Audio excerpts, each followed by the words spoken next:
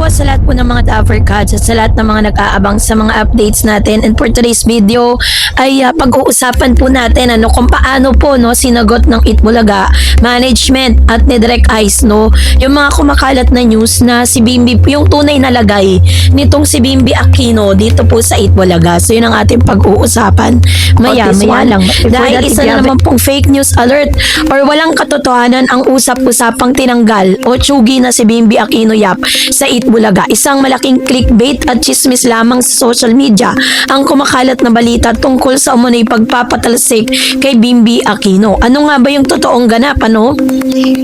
Mananatiling Dabber Cats ang segment lineup at roster ng host ay malinaw na nagpapatunay na kasama pa rin si Bimby sa mga itinuturing na regular host or guest co-host ng programa. So bakit nga ba lumabas yung issue?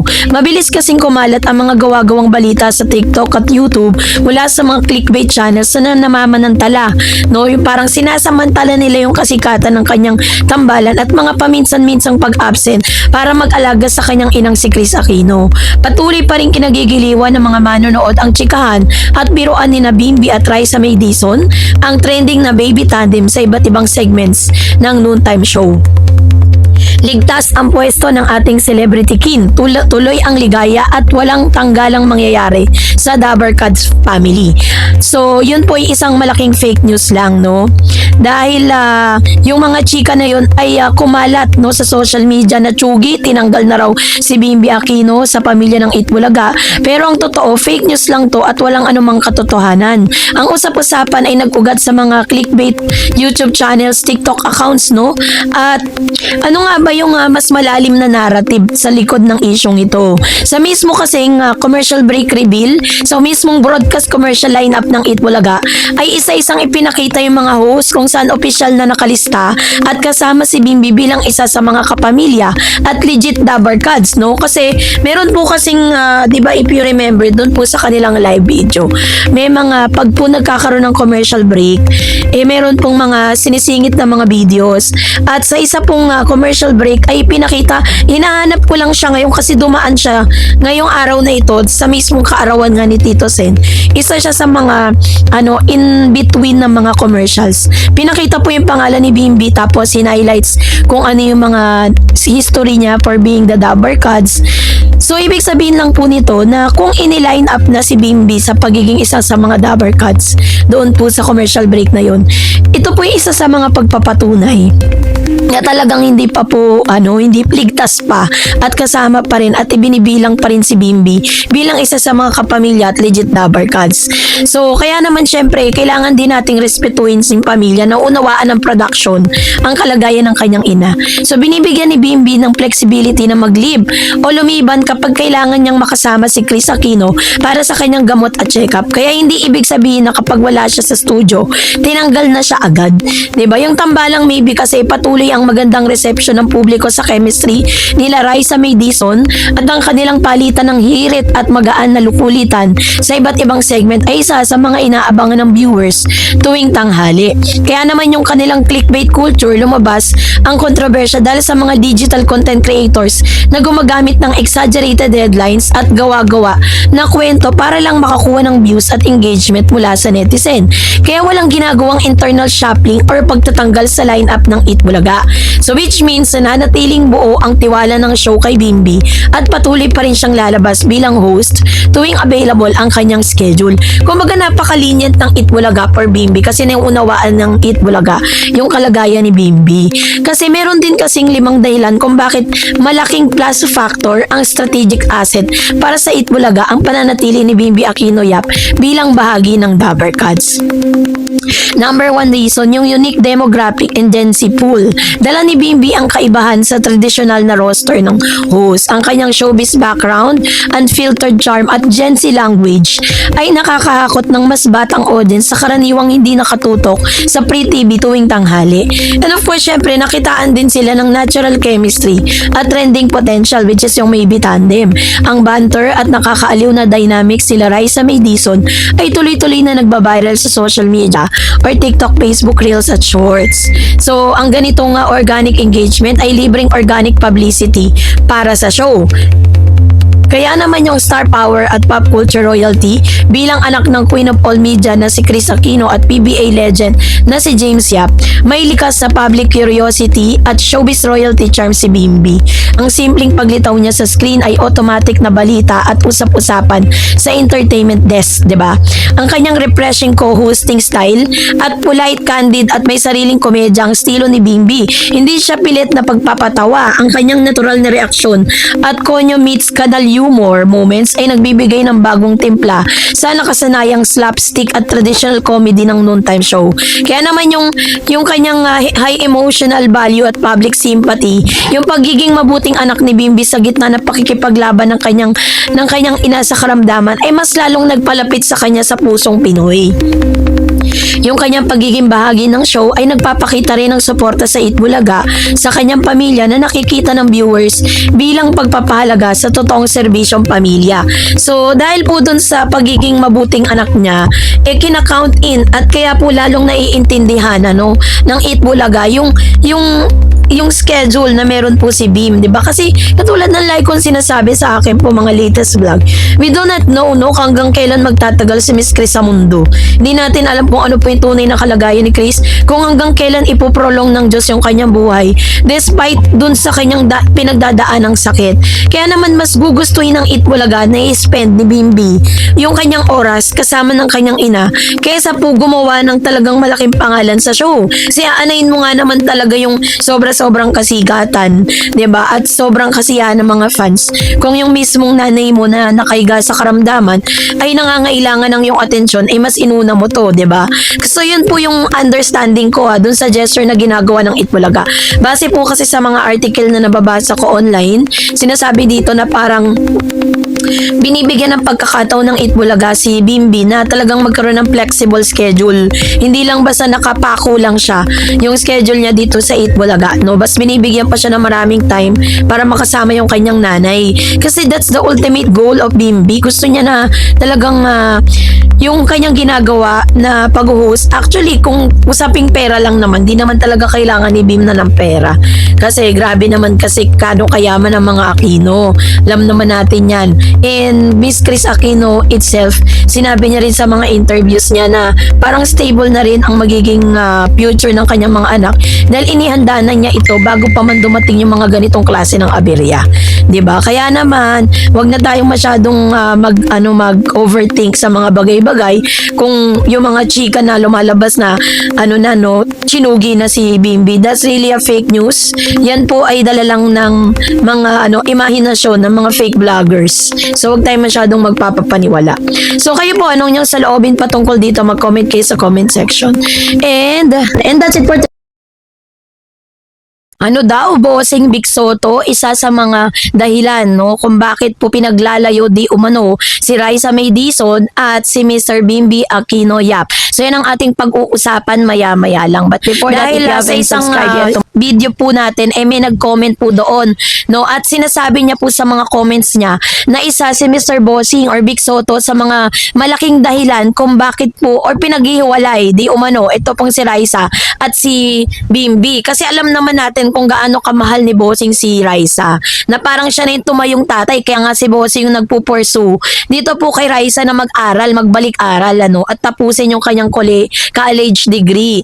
Pero meron din po mga kumakalat na balita na si Bossing daw ay pinanghihimasukan ang love life ni Miss Raisa, at isa sa mga triggered na ginagawa daw nito ay kapag daw naroroon si Bimbi Aquino sa studio, dinadala itong si Raisa May sa barangay para hindi sila magkasama. So yun po yung dapat nating linawin, So yun po yung tinatawag na fake news alert. Walang katotohanan ang mga haka-haka sa TikTok na pinaghihiwalay ni Bossing Big Soto sina Bimbi Aquino Yap at Raisa May Dizon sa Itbulaga, o pinapalabas sa sadyang dinadala sa barangay si Bimbi or si Raisa kapag nasa studio si Bimbi. Ito'y isang maliking halimbawa, ito'y maling interpretasyon sa TV production format sa ginagamit ng mga clickbait TikTok channels para gumawa ng kontrobersya at makakuha ng mataas na views. Ang katotohanan sa likod ng segment rotation ng Itbulaga, natural na dynamic na segments, ang Itbulaga ay may iba't ibang designated segments araw-araw. Ang sugod bahay, mga kapatid, barangay segments at studio segments ay may nakatakdang rotation ng host depende sa lineup sa araw na yun at sa daloy ng programa. So yung standard hosting assignment ni Jose Manalo, Wally Bayola, Paulo Ballesteros, Raisa May Dizon at ay regular na bahagi ng barangay team o studio team depende sa coordination ng floor directors at writers. 'Di ba kasama naman si Miles doon po sa rotation, tapos yung isa pang host na parang bakla siya na nakalimutan ko yung pangalan niya eh. 'Di ba kasama siya sa mga rotation. So hindi ito desisyon ng isang tao lang gaya ni Bossing Big para ilayo ang sino man. Walang personal na pagtanggal, ang pagpapadala ng host sa lahat ng studio, sa labas ng studio ay bahagi ng kanilang trabaho bilang versatile performers. Walang pinag-iinitan o pinaghihiwalay sa pamilya ng Dabber Cats. Pero bakit nga bang mabilis kumalat ang ganitong issue sa TikTok? Sa narrative manipulation para sa engagement, gumagawa ng maikling clips ang ilang content creators at lalagyan ng maintriga o malalaking text caption tulad ng bakit pinaghiwalay si Raisa para lang piliting lagyan ng mali siya ang normal na usapin at blocking sa studio. And over-analysis na random moments. Kapag wala sa tabihan ng ng isa't isa ang dalawang artista, ginagawan agad ito ng teorya. 'Di ba? And of course, syempre, the over-analysis random moments. Kapag wala sa tabihan ng isa't isang dalawang artista, ginagawan agad ito ng teorya o ng netizen na may alitan o may manipulation sa background. Sa realidad ng live television, may strict sequence timing at floor direction na sinusunod ang bawat host. And of course, syempre, meron ding exploitation sa popularidad ng Maybe Tandem. Dahil trending sa social media ang tambalang Bimbi at Raisa May, alam ng mga trolls na ang anumang balitang tungkol sa kanilang dalawa, totoo man o gawa-gawa, ay mabilis nakakagatin at i-engage ng publiko. Kaya naman yung mensahe at aral sa panonood ng balita, suriin muna natin kung saan yung pinanggagalingan ng balita. Huwag agad maniwala sa mga TikTok posts na walang kumpirmasyon mula sa mismong official na social media pages ng Itbulaga or TBJ/Tape GMAs or TV5 official account. Wala pala silang account sa GMA. TV5, Irespeto natin ang taping at live show process. Ang pagpapatakbo kasi ng isang noontime show ay mas professional na sistema. Ang assignment ng host at segment ay nakadesenyo para sa pangkalahatang entertainment ng viewers ay hindi para sa personal agenda ng sino mang main host. Kaya namang nananatiling maayos ang samahan ng buong Dabber Cats roster at walang anumang careful o lamat sa pagitan ni Bossing Big Soto at Raisa May Dizon at Bimbi Aquino Yap. Ang segment rotation sa TV production para sa mga live variety shows, lalo na sa mga pang-araw-araw at mahahabang palabas tulad ng Itbulaga o It Showtime, ay isang napakasistemadong operational strategy na idinidisenyo para mapanatiling mataas yung energy sa pamahalaan ng logistics sa studio at mapanatili yung interest ng mga manonood. Siyempre, kailangan nilang isaalang-alang yung audience retention at pacing or flow management. Yung live television na nakadepende ng malaki sa minute by minute ratings, isinasaalang-alang ng segment rotation ang pagkabagot ng viewers sa pamamagitan ng pamamaraang pagpapalit ng tempo at visual environment at broadcast at syempre kasama na rin dito yung rotation nga ng mga host na ipadala nila sa isang segment. And of course, the energy curve. Ang high energy game sa studio ay pinapalitan ng mga outdoor segments tulad ng sugod bahay o mga musical performances upang lumika ng maayos na ritmo sa buong palabas or demographic targeting, iba't ibang edad, yung mga nanonood, diba, at nakatutok sa iba't ibang oras. Ang mga pangunahing laro sa studio ay maaaring nakatutok sa pamilya sa simula ng palabas, samantalang yung mga interactive or outdoor segment ay sumisipa sa oras ng pananghalian. Kaya yung logistic at talent management ang pamamahala sa isang malaking grupo ng host sa iba't ibang stage o malalayong lokasyon ay nangangailangan din ng mahigpit na schedule at hindi lang basta spontaneous ang paglalagay sa kanila. Meron tinatawag na talent rotation. Yun dapat yung mga dapat nating nauunawaan. Ang pagpapapalit-palit ng host sa isang segment ay naiiwasan ang pagkabagot o burnout. Ang mga artista na mahabang live broadcast, tinitiyak din ito na ang bawat talento ay nabibigyan ng screen time na angkop sa kanilang kakayahan. Halimbawa, hosting, komedya, or field reporting. So, yung location split, ang mga remote field units tulad ng barangay setup ay gumagana sa mahigpit na schedule ng satellite cellular feed ng maaga sa main studio o manatili sa lokasyon bago sa pagsisimula ng palabas para makapag-coordinate ng live sa crowd at technical crews.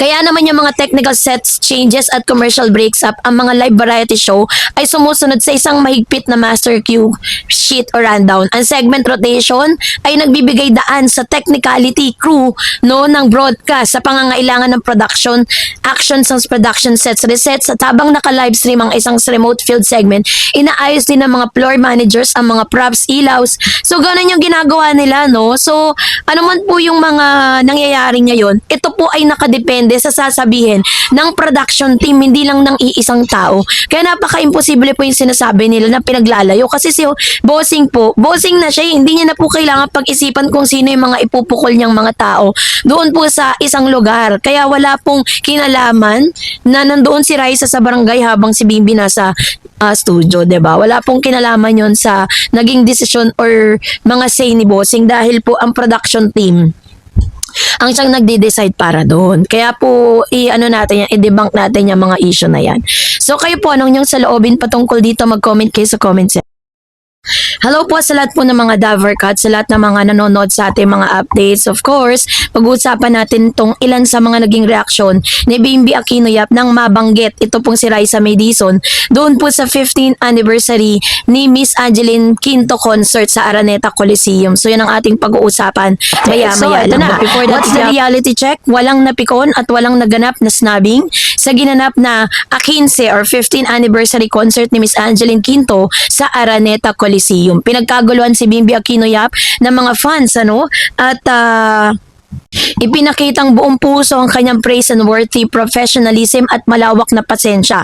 Pero ano nga bang tunay na ganap sa Araneta Coliseum? Matyagang pagpapakumbaba sa kabila ng dagsa ng mga taong gustong magpa-picture. Hindi nagsuplado si Bimbi kahit na praise na ulat na napagod ang naang kilikili dahil sa paulit-ulit na pagtaas ng kamay para sa endlessly sequential selfies bawat fanay at kanyang pinagbigyan ng mga may ngiti. Sweet shouting out kay Raisa May, naging highlights ng gabi nung i-acknowledge ni Angeline Quinto si Bimbi mula sa audience. Kahit mag-isa si Bimbi doon minus his on-screen partner na si Raisa May, binukod tangi at kinantahan pa siya ni Angeline gamit ang nostalgic adaptation ng theme song na Chris TV. Kaya naman yung positive energy over microaggression, bagamat may mga nagpapakalat na pilit ng angulo sa social media gaya ng video clips na ginawang joke ang pangalan ni Raisa para makakuha ng reaksyon, ang ipinakitang gawin ni Bimbi ay panatiling kalmado, polite at composed. Hindi siya nagpapekto sa clout chasing comments o pambubuli, sa halip, pinakita niya ang pagiging edukado at gentleman.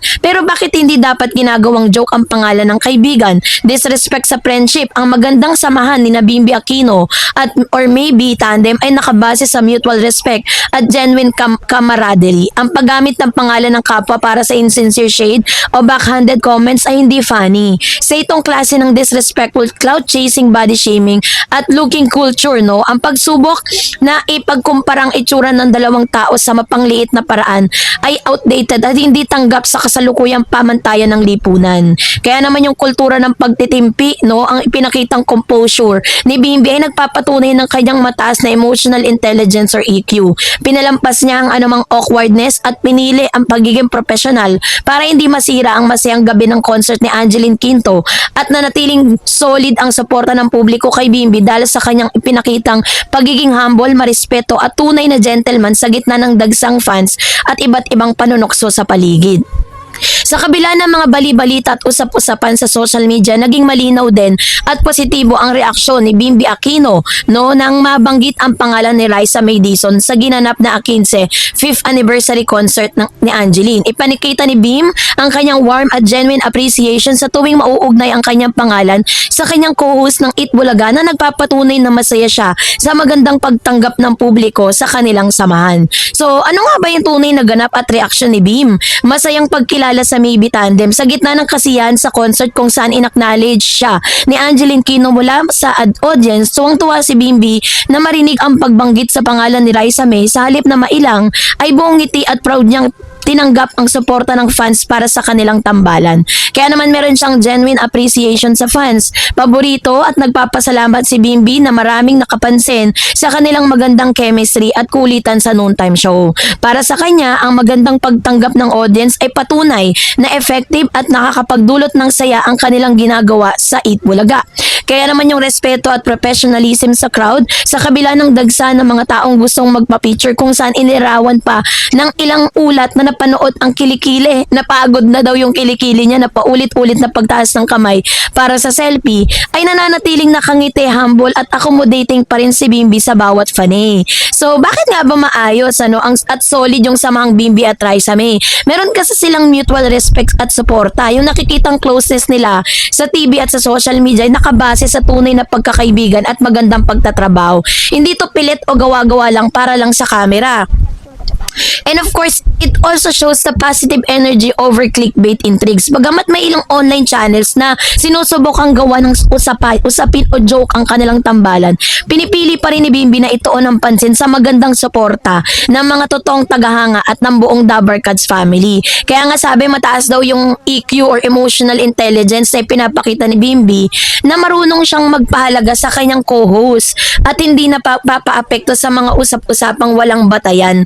At nananatiling masaya si Bimbi sa magandang takbo ng kanyang co-hosting at career sa warm reception ng publiko at tambalan nila ni Raisa May sa Eat Bulaga. Kaya naman kapag po si Bimbi po ay talaga namang nababanggit si Raisa lalo na ng mga fans, yung kanilang tambalan ay talagang sobrang happy niya kasi nare-recognize sila ni Miss Raisa May. Kahit na alam niya na yung pinapakita po nilang dalawa ay talagang natural siya, hindi siya scripted, hindi para pakiligin lang kayo, para po pasakayin lang kayo. Kung ano yung nakikita ninyo sa kanila, sabi nga, what you see is what you get. Kung ano yung nakikita niyo sa kanila, this is really a genuine. Lahat na pinapakita nila sa television, hindi lang para po sa cloud chasing na tinatawag ng mga bashers, diba? Kaya naman very warm at napaka-positibo po ng naging reaction ni Bimbi sa tuwing nababanggit po si Raisa May Dizon, lalo-lalo na sa concert kasi parang on behalf ng kanyang nanay na si Miss Chris Aquino na syempre may sakit siya, 'di ba? Kailangan niyan, hindi siya pwedeng pumunta sa mga crowded places kahit gustong-gusto niya na pumunta doon. In-acknowledge din po ni ito pong nag-concert na si Miss Angeline Quinto, yung naiambag ni Miss Chris Aquino sa kanyang career kasi for more than 6 years kinakanta niya raw yung Chris TV dahil talagang siya yung napili ni Miss Chris para po kumanta ng theme song ng nasabing talk show ni Miss Chris that time. Kaya naman talagang sobrang happy lumabas kahit na may mga negative energy sa loob nun bago sila makalabas dun sa Araneta Coliseum, pero pinakita pa rin ni Bimbi that she's very positive when it comes to Raisa May Dizon. Syempre, nandun na rin po yung mga supporters po ni Raisa at ni Mr. Bimbi na nakisaya sa kanila. Pero ang maganda kay Bim, hindi siya naging hindi siya naging suplado, hindi niya inisnab yung mga fans niya. Bagkus binigay niya po talaga yung 100% full attention niya dahil po sa alam niya na lahat po ng mga tao doon ay naghahangad na makita siya. At the same time, naghahangad din na makapagpa-picture para sa kanya. That's really a great attitude, magandang attitude yun para po sa magandang kanyang image doon po sa publiko. So kayo po, anong niyang saloobin patungkol dito, mag-comment kayo sa comment section.